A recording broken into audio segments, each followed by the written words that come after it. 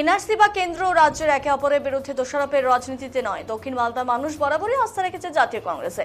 কেন্দ্র বা রাজ্যের যে শাসক শিবির ক্ষমতায় আসুক না কেন, দক্ষিণ মালদা কেন্দ্র বারবার কংগ্রেসের দখলে গিয়েছে, কারণ এই অঞ্চলে মানুষ কংগ্রেসে ভরসা পেয়েছে।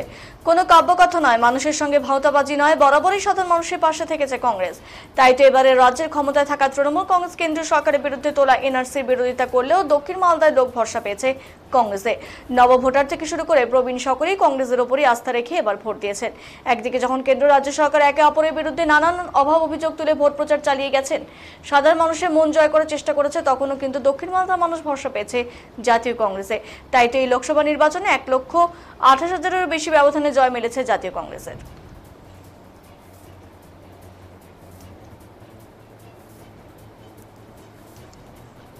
আমাকে যেভাবে আশীর্বাদ দিয়েছেন, দুয়া দিয়েছেন, আমি ওদেরকে ধন্যবাদ জানাই। এরকম একটা ভালোবাসা যেভাবে দিয়েছেন, আমি খুব গর্বিত যে মালদার মানুষ আমাকে এভাবে ভালোবেসেছেন। মানুষের যে সবাইকে আমি আমার ভালোবাসি এবং শুভেচ্ছা জানাই। মানুষের যে সমস্যাগুলো রয়েছে, কী কী সমস্যা পার্লামেন্টে আওয়াজ হয়? দেখুন, আমাদের মালদার বড় সমস্যা হচ্ছে আপনার পানি জলের সমস্যা। আর্সেনিক মুক্ত জল অনেক জায়গা পাওয়া যায় মালদা মুর্শিদাবাদে। আমাদের সমস্যা হচ্ছে আপনার গঙ্গা ভাঙন। আমাদের সমস্যা হচ্ছে আমাদের শ্রমিকদের বড় সমস্যা। আমাদের এখানে চাকরি পাওয়া যায় না, তার জন্য আমাদের অনেক লোকদেরকে বাইরে যেতে হয়। প্লাস আমাদের বিড়ি শ্রমিকদের সমস্যা আছে। তো এরকম অনেকগুলো সমস্যা আছে, এগুলো আমরা তুলব পার্লামেন্টে। আমাদের সরকার যদি আসে তাহলে আরও স্পিডে আমরা কাজ করতে পারবো। আমাদের সরকার যদি না আসে তবু এগুলো বিষয় তুলব, লড়াই করব, যাতে এগুলো বিষয় তাড়াতাড়ি সমাধান। এগুলো লড়াই বিষয় গোটা মালদার জন্য। এখন আমার দায়িত্ব বেড়ে গেছে। আগে একটা বিধানসভার বিধায়ক ছিলাম, এখন 7টা বিধানসভা একসঙ্গে। এইগুলো কমন বিষয় আমাদেরকে ট্যাকল করতে হবে, লড়াই করতে হবে।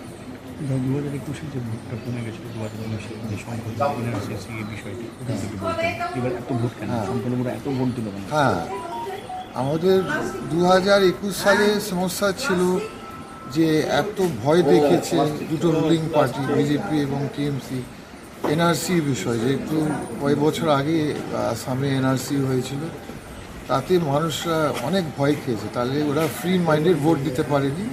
কিন্তু এবার 2024 সালে আমাদের এবার যে ভোট হয়েছে, মানুষরা ফ্রি মাইন্ডে ভোট দিয়েছেন, ওরা ভয় করেনি। ওরা বলছে, ওদের বক্তব্য হচ্ছে যখন ভোট আসছে তখন এনআরসির কথা তুলছে রুলিং পার্টিরা, আর যখন ভোট শেষ এনআরসি কথা শেষ। তো ওরা বুঝতে পেরেছে, ভুল বুঝেছে, মানে ওরা বুঝতে শিখে গেছে যে সরকাররা ভয় দেখাচ্ছে ভোট নেওয়ার জন্য। ওই জন্য মানে তৃণমূলেরও তো প্রার্থী সংকট হবে, তাহলে মুখ পুরালো কেন? ওই জন্য তো মুখ পুরিয়ে নিল। এটা একটা কারণ যে এনআরসি ভয় দেখাচ্ছে। আর যেহেতু বরকত গনি খান সাহেব, ডালুবাবু অনেক কাজ করেছেন, আমাদের মালদা হচ্ছে একটা মালদার ঘর, মালদা একটা কংগ্রেস ঘর, কংগ্রেসের মাটি ঘাঁটি, এটাও একটা ফ্যাক্টর। আর একটা বড় ফ্যাক্টর ছিল যে সবাই, ইনক্লুডিং আমাদের মা বোনরা, মালদার মা বোনরা, মালদার যুবক ছেলেরা, ওরা রাহুল গান্ধী দেখতে চাইছে প্রধানমন্ত্রী হিসাবে। অনেক মা বোনরা এই কথা আমাকে বলেছেন যে আমরা বুঝতে পারছি লক্ষ্মী ভান্ডার হচ্ছে রাজ্যের ব্যাপার, এটা রাজ্য ইলেকশন নয়, এটা মুখ্যমন্ত্রী ইলেকশন নয়, এটা কেন্দ্র সরকার ইলেকশন। তো ওরা চাইছিল যে মোদিকে হারাবার জন্য যাতে রাহুল গান্ধী প্রধানমন্ত্রী হোক, সেভাবে ওরা মন খুলে ভোট দিয়েছে। লক্ষ্মী ভান্ডার এখানে অত ফ্যাক্টর হয়নি যত আমরা ভেবেছি।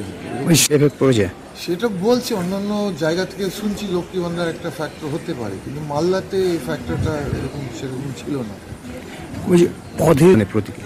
প্রথম কথা আমি বলতে চাই, আমি খুব দুঃখিত যে অধীর বাবু মানে এবার পাস করতে পারেনি। উনি আমাদের একটা খুব গুরুত্বপূর্ণ লিডার কংগ্রেসের, পশ্চিমবঙ্গ এবং ন্যাশনাল লেভেল।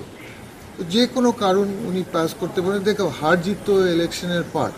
যেমন আমি কয়েক বছর আগে, আপনারা তো বললেন সুজাপুর, আমি হয়তো 15% ভোটও পাইনি এনআরসি এর ভয়ে, কিন্তু কয়েক বছর পরে আপনি সুজাপুর দেখবেন, এখানে আমরা হয়তো 80% ভোট পেয়েছি, 70 থেকে 80% এবার আমরা পেয়েছি। তো দেখো জনগণ কখন কি ভাববে, কখন কি চুজ করবে, এটা গণতন্ত্র দেশ, মানুষের অধিকার আছে ভোট বদলাবার। তো আমার বক্তব্য হচ্ছে অধীরবাবু ঠিক আছে, অধীরবাবু একটা বড় লিডার, ওনার গাইডেন্স আমাদের দরকার বাংলাতে, বাংলার কংগ্রেস ওনার গাইডেন্স দরকার। এখন উনি আমাদের পিসিসি প্রেসিডেন্ট এবং আগামী দিনে আমি শিওর যে উনি আবার উঠে আসবেন, আবার এমপি হয়ে যাবেন, আবার হবে, আমার কোনো ডাউট নেই।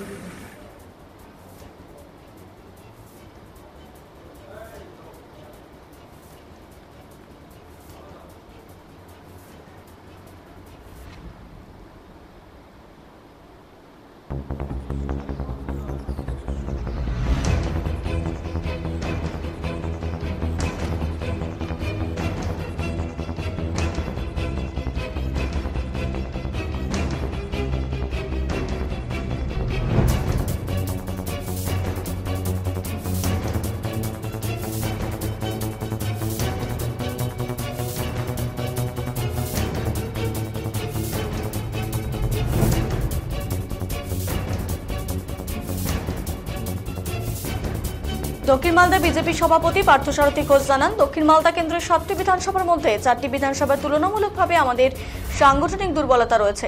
তবে এবারের ভোটে তৃণমূল আর কংগ্রেসের মধ্যে গোপন আঁতাত করে কংগ্রেসকে জিতিয়েছে। সংখ্যালঘুদের ভুল বুঝিয়েছে। আজকে এনআরসি সিএ মার্চ মাসে লাগলো হয়েছে, সেক্ষেত্রে আজকে কেউ কি ডিটেকশন ক্যাম্প গেছে? সিএ এনআরসি নিয়ে তৃণমূল কংগ্রেস এবং কংগ্রেস সংখ্যালঘুদের ভুল ব্যাখ্যা দিচ্ছে। জনগণের রায় আমরা মাথা পেতে নিয়েছি। আমাদের দক্ষিণ মালদার যে ভোট তাতে আমরা হতাশ নয়, আমাদের প্রত্যাশার মতোই ভোট হয়েছে। সাংগঠনিক যে দুর্বলতা রয়েছে সেটি আমরা পরে পর্যালোচনা করব।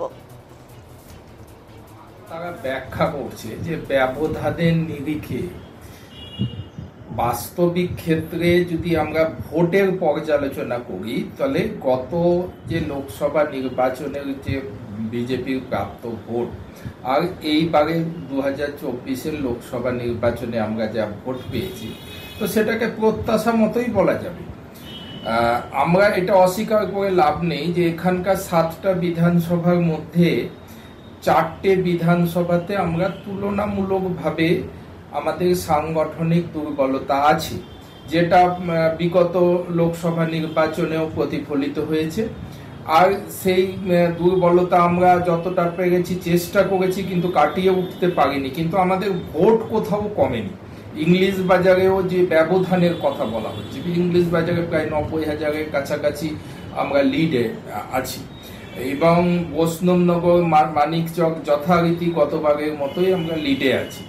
তো ভোটের নিরিখে প্রাপ্ত ভোট আমরা প্রায় প্রত্যাশা মতো পেয়েছি। হয়তো আরো আশা ছিল যে 25-30 হাজার ভোট আমাদের বাড়তে পারত, কিন্তু এইখানে পরাজয়ের জন্য আমি বলবো যে গতবার যে 8,000-এর মার্জিন আর এবারে তার ব্যবধান বেশি, তার একটাই কারণ যে এখানকার ফলাফল তারা আগাম অনুমান করেছিল যে গতবার যে পরিস্থিতি ছিল বিজেপি জিতে যাচ্ছিল, এবার কোনোভাবে যাতে বিজেপি না জিতে, তার জন্য তৃণমূল আর কংগ্রেসের যে গোপন আঁতাত, সেই গোপন আঁতাত এই যে ফলাফল থেকে একদম পরিষ্কারভাবে প্রকট হয়েছে। আমরা বারবার বলছিলাম যে এখানে একটা গোপন আঁতাত হয়েছে, মানে তৃণমূল কংগ্রেসকে এই সিট ওয়াক ওভার দিয়েছে।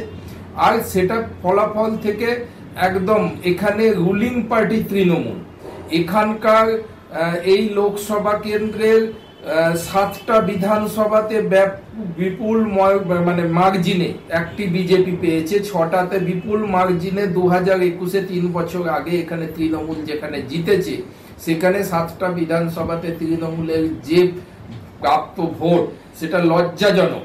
হ্যাঁ, তো এটা খুব স্বাভাবিক যে তারা বিজেপির ভয়ে তারা গোপন আঁতাত করেছে এবং কংগ্রেসকে সিটটা ছেড়ে দিয়েছে।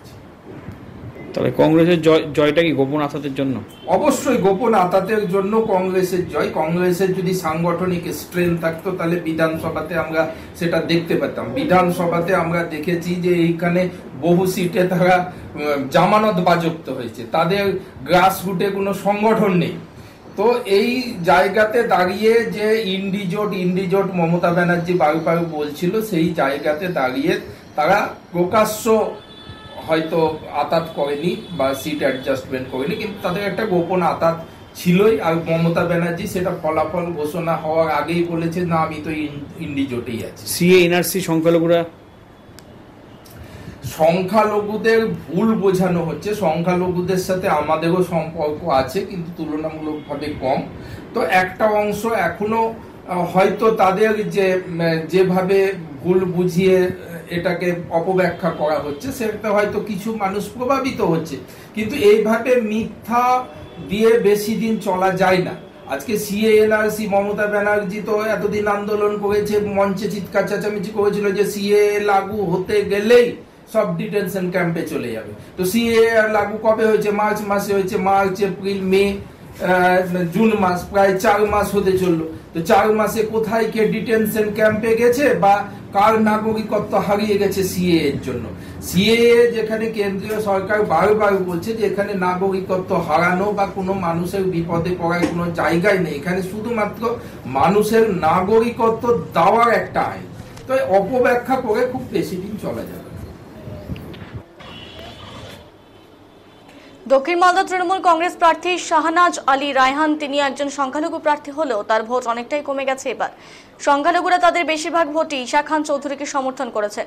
দক্ষিণ মালদা লোকসভা কেন্দ্র বরাবরই কংগ্রেসের শক্ত ঘাঁটি, এবারও তা প্রমাণ হলো। এই লোকসভা কেন্দ্র থেকে প্রয়াত তথা প্রাক্তন কংগ্রেস নেতা এবিএ গনি খান চৌধুরী 8 বার সাংসদ ছিলেন। পরবর্তীতে তার ভাই আবু হাসান খান চৌধুরী সাংসদ হন। এবারও দক্ষিণ মালদার মানুষ গনি খানের পরিবারের সদস্য অর্থাৎ কোতালি পরিবারকে এই আসন থেকে বিপুল ভোটে জয়যুক্ত করলেন।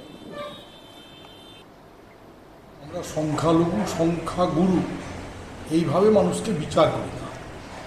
আমরা মানুষকে বিচার করি সামাজিক প্রেক্ষাপটে, অর্থনৈতিক প্রেক্ষাপটে, পিছিয়ে শিক্ষা বা অর্থনীতি থেকে পিছিয়ে থাকার প্রেক্ষাপটে। তো সাধারণভাবে সংখ্যালঘু বলতে মালদা জেলাতে যাদেরকে বোঝায়, সেই সংখ্যালঘু সম্প্রদায়ের মধ্যে কংগ্রেসের একটা গণভিত্তি সবসময়ই আছে, সবসময় একটা গণভিত্তি আছে। এবং সংখ্যালঘু সংখ্যাগুরু উভয় সম্প্রদায়ই কংগ্রেসের উপরে এবং গনি খান চৌধুরীর যে পরিবার, যারা হচ্ছে সৌহার্দ্যতা, সাম্প্রদায়িক সম্প্রীতি, ধর্মনিরপেক্ষতার প্রতীক, তাদেরকে সাধারণভাবে শ্রদ্ধা করেন, তাদের উপরে ভরসা রাখেন, তাদের উপরে বিশ্বাস রাখেন। কোনো কোনো ক্ষেত্রে হয়তো কোথাও ভুল বোঝাবুঝি হয়, যেটা 2021 সালে নির্বাচনে হয়েছিল এবং 2021 সালের নির্বাচনে সার্বিকভাবে আমাদের পরাজয় ঘটেছিল। কিন্তু মানুষ তাদের ভুলটাকে উপলব্ধি করেছে এবং তারা পরবর্তী সময়ে আমাদের যে কথা সেটা বিশ্বাস করেছেন, আমাদের উপরে ভরসা রেখেছেন। সেই কারণে মালদা জেলার মানুষের কাছে আমরা কৃতজ্ঞ। এবং তৃণমূল দলকে মালদা জেলার সমস্ত স্তরের মানুষ পুরোপুরিভাবে প্রত্যাখ্যান করেছে। তৃণমূল দলের দুর্নীতি, তৃণমূল দলের নেতাদের ঔদ্ধত্য, তাদের মিথ্যাচার, মানুষকে অকারণে হয়রান করা ইত্যাদি কারণে মালদা জেলার মানুষ তৃণমূল দলকে সার্বিকভাবে প্রত্যাখ্যান করছে। এই নির্বাচনে এটা হচ্ছে ইতিহাস। ভরাডুবি কি বলবেন?